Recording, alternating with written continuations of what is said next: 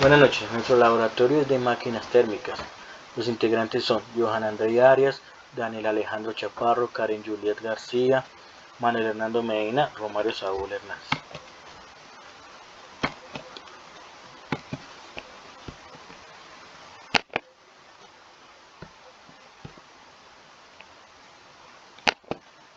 Introducción. El presente laboratorio sobre las leyes de la termodinámica en el área de la física, dando como prueba de estas leyes sean capaces de calcular y verificar los ensayos realizados a través del simulado ya expuesto en clase para realizar la correspondiente verificación de los datos obtenidos. Resumen, este laboratorio da cuenta de varios procesos que se realizaron varios ensayos con el simulado, donde tenemos estos procesos: números de partículas, expansión a temperatura constante, cambio de la presión a volumen constante, comprensión a temperatura constante, aumento de la presión a volumen constante. Objetivo general: conocer, comprender y trabajar las herramientas informáticas para poder resolver los problemas de termodinámica, para hacer y resolver los diferentes problemas de que podemos vivir en nuestro ámbito profesional. Objetivos específicos: conocer cuándo aplicar la primera ley de la termodinámica, identificar los tipos de procesos termodinámicos, determinar la eficiencia de una máquina térmica. Marco teórico: tendremos en cuenta los siguientes conceptos: calor, trabajo termodinámico constante, trabajo termodinámico a presión constante, energía interna, primera ley de termodinámica, máquina térmica y eficiencia.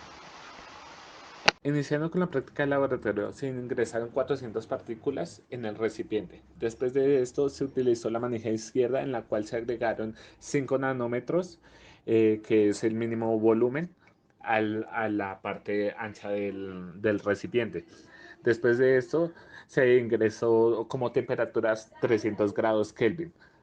Al terminar esta sección, se utilizó la función hold constant. ¿Esta para qué sirve? Para volver constante lo que son el volumen, la temperatura o la presión. En este caso, se volvió como constante la temperatura a los 300 grados Kelvin que se pusieron inicialmente. Después de esto, se realizó la expansión a temperatura constante. ¿Este en qué consiste? Primeramente, en fijar como constante la temperatura. En este caso son 300 grados Kelvin, como se había puesto inicialmente. Después de esto, se va a trabajar con lo ancho y la superficie del recipiente. Las dimensiones constantes del recipiente son la altura, que en este caso se utilizó en metros. Todo lo vamos a trabajar en metros, dando como una altura constante del recipiente 8.75 por 10 a la 9 metros, y como profundidad 4 por 10 a la menos 9 metros. Después de esto, se iba trabajando con el largo del recipiente para calcular así el volumen. Inicialmente se empezó con 5 por 10 a la menos 9 metros, se calculó el volumen de este, dando como resultado 1.75 por 10 a la menos 25. Esto multiplicando las dimensiones del recipiente, tanto la altura, la profundidad y el largo del recipiente. Esto se hizo variando el largo del recipiente cada 2 nanómetros o cada 2 por 10 a la menos 9 metros, hasta llegar a un volumen máximo de 5.25 por 10 a la menos 25 metros cúbicos, que fue el máximo del recipiente.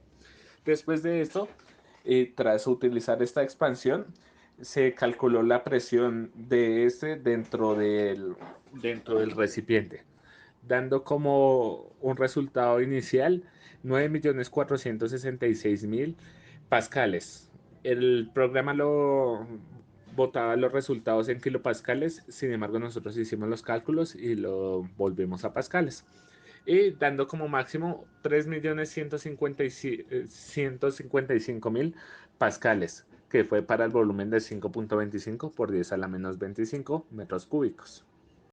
Una vez terminada la expansión a temperatura constante, se trabaja el cambio del volumen a presión constante. ¿Cómo se va a hacer? Primeramente, se debe utilizar la sección hold constant y seleccionar la presión para volver constante esta presión. Se trabaja inicialmente con 300 grados Kelvin, que es la temperatura máxima que estamos trabajando, y con los 15 nanómetros, que es el ancho del recipiente máximo. Iniciando con este registramos los datos iniciales, los cuales fueron La presión, la cual en nuestro caso, y como lo mostró el programa, era de 3.157.000 pascales. Esta es constante en todo este proceso. Después de esto se tomó la temperatura, la cual era la máxima, que eran 300 grados Kelvin. Después de esto se tomó el largo del recipiente máximo, que como había explicado anteriormente, estos eran con los que se iban a trabajar inicialmente. Después de esto, se sugiere que hay que disminuir la temperatura cada 40 grados Kelvin y tomar el nuevo valor del largo del recipiente. Como podemos ver, hay una disminución de 2 nanómetros en el largo del recipiente. ¿Esto por qué? Por la disminución de la temperatura. Eh, el largo mínimo del recipiente que nos dio a nosotros era de 5 por 10 a la menos 9 y el cual era el mínimo en el recipiente del programa. Y la temperatura mínima que nos dio, disminuyéndola hasta llegar al largo mínimo del recipiente, fue de 100 grados Kelvin. Después de esto, se calculó el volumen que, como se hizo anteriormente, se tomó con las dimensiones constantes del recipiente, tomando la altura y la profundidad, que son constantes, y el ancho del recipiente, el cual iba disminuyendo cada 2 nanómetros, dando un cálculo inicial de 5.25 por 10 a la menos 25 metros cúbicos en el máximo, y en el mínimo 1.75 por 10 a la menos 25 metros cúbicos. Siguiendo con el proceso, se realiza la sección de aumento de la presión a volumen constante. Primeramente, y tomando en cuenta que se alcanzó el volumen mínimo, que en este caso es 1.75 por 10 a la menos 25 metros cúbicos, se vuelve constante. Este se vuelve constante en toda esta sección. Después de esto se registran los datos iniciales en el cual se toma como la temperatura a 100 grados Kelvin. Se sugiere que con ayuda de la fuente de calor se aumente en 40 grados Kelvin hasta llegar a una temperatura máxima de 300 grados Kelvin. Lo contrario a lo que se hizo en la sección anterior. Y tomando como datos la presión que nos va dando el programa. Inicialmente, en nuestro caso, nos dio una presión inicial en los 100 grados Kelvin de 3.149.000 pascales y en la temperatura máxima, que eran 300 grados Kelvin, una presión de 9.473.000 pascales. Por último, se realizó la gráfica de ciclo termodinámico, tomando en cuenta los datos del volumen y la presión de los tres procesos anteriores. Tomando en cuenta estos, se realizó una gráfica en la cual se mostraban los diferentes ciclos termodinámicos y su variación. Esto se va a explicar en el análisis de resultados. En el análisis de resultados, como primero obtendremos las coordenadas termodinámicas, como lo muestra en la gráfica 1 y en la tabla 5. En la trayectoria termodinámica, de 1 a 2, tenemos un tipo de proceso termodinámico de calor de 1 a 2, el trabajo de 1 a 2 y la variación de energía interna de 1 a 2. Es una expansión a temperatura constante, por lo que no habrá variación de la energía interna, ya que el proceso se llevará a cabo con una T constante, y tomando en cuenta los valores obtenidos de n igual a 401K de 1.3806 por 10 a la menos 23 joules sobre K y una temperatura de 300 Kelvin. Un volumen 1 que es igual a 1.75 por 10 a la menos 25 metros cúbicos y un volumen 2 de 5.25 por 10 a la menos 25 metros cúbicos. Se tiene que el trabajo realizado a temperatura constante por las sustancias es igual a 1.8201 por 10 a la menos 18 joules. Este resultado significa que el calor en el proceso de 1 a 2 ingresa al sistema. Esto se puede deducir debido al signo positivo del resultado. La trayectoria termodinámica de 2 a 3 también tenemos el tipo de proceso termodinámico de calor de 2 a 3, el trabajo de 2 a 3 y una variación en la energía interna de 2 a 3. Es un cambio a la temperatura a la presión constante, obteniendo un resultado de 1.10, 215 por 10 a la menos 18 joules. Este resultado significa que el calor en el proceso de 2 a 3 ingresa del sistema. Esto puede deducir debido también al signo positivo del resultado. En el cuarto análisis en la trayectoria termodinámica de 3 a 1, también tenemos el calor de 3 a 1, el trabajo de 3 a 1 y una variación de energía de 3 a 1. Es un cambio en la presión a volumen constante. El volumen constante hace que el trabajo sea cero porque no hay cambio de volumen. Entonces el calor en esta trayectoria se puede calcular con el cambio de energía interna y en la energía interna se puede calcular con la fórmula que obtendremos ahí, que U1 menos U3 es igual a de U3 y 1, que esto viene siendo igual a 3 medios de por N por K por la temperatura 1 menos de 3 medios por N por K por la temperatura 3. Así que reemplazamos los datos obtenidos. Entonces, a reemplazar N 400, un K de 1.3806 por 10 a la menos 23 joules sobre K y una temperatura 3 de 100 Kelvin y la temperatura 1 de 300 Kelvin. Se encuentra que el calor en la trayectoria de 3 a 1 es igual a 1.66 por 10 a la menos 18 joules. Este resultado significa que también el calor en el proceso de 3 a 1 ingresa al sistema. Esto puede deducir debido al signo positivo del resultado. Y quinto, el calor entrante y saliente, como posible identificar si el calor entra o sale a través de cada trayectoria termodinámica. Es posible identificar que el calor que ingresa o sale debido al signo del valor del trabajo obtenido en la trayectoria, como podemos observar en la siguiente gráfica, que se muestra el calor entrante y el calor saliente en el sistema.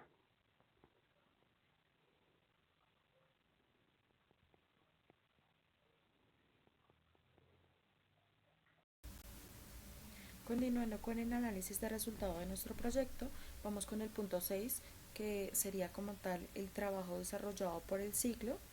El trabajo neto lo obtuvimos de la suma del trabajo de cada ciclo. En este caso nos da 4,582 por 10 a la menos 18 joules. Presentábamos la gráfica del trabajo neto obtenido.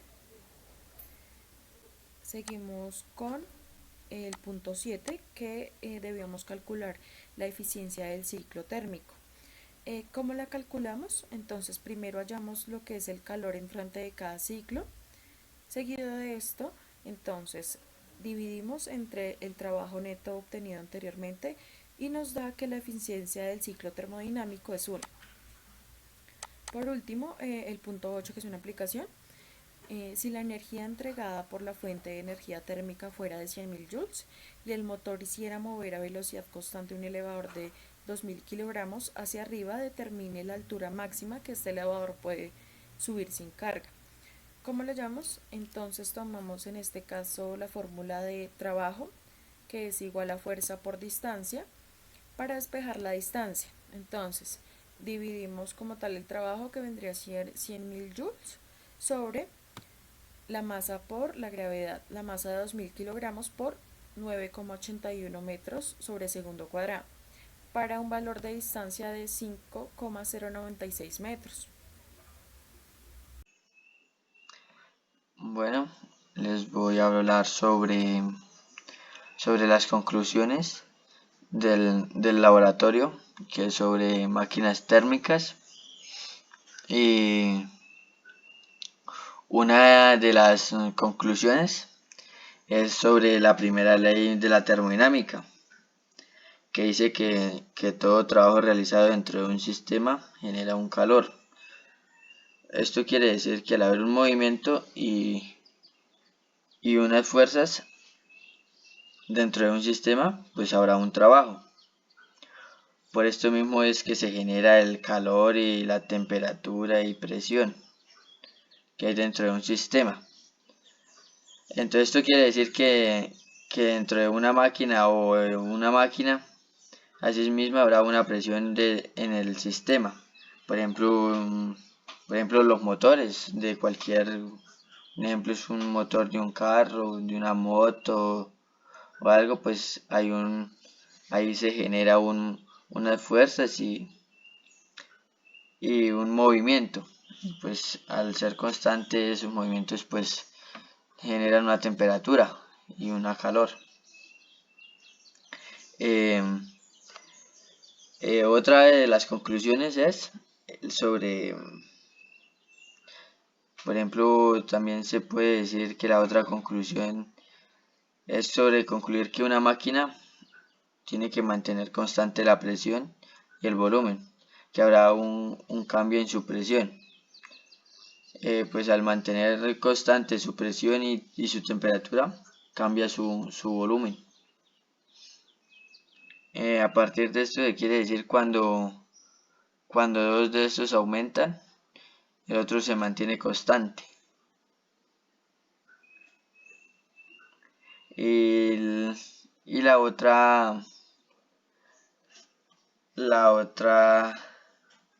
conclusión es, se puede concluir que la variación entre magnitudes transfieren energías entre un entorno y su movimiento particular. Esto quiere decir que a medida que el trabajo de partículas se mueven entonces, como lo pueden observar ahí, las partículas que se mueven, ellas crean una energía simultánea y como se puede observar en el aplicativo de PET que ya nos ha ayudado a realizar el laboratorio. Entonces ahí fácilmente se puede observar las partículas como se están moviendo.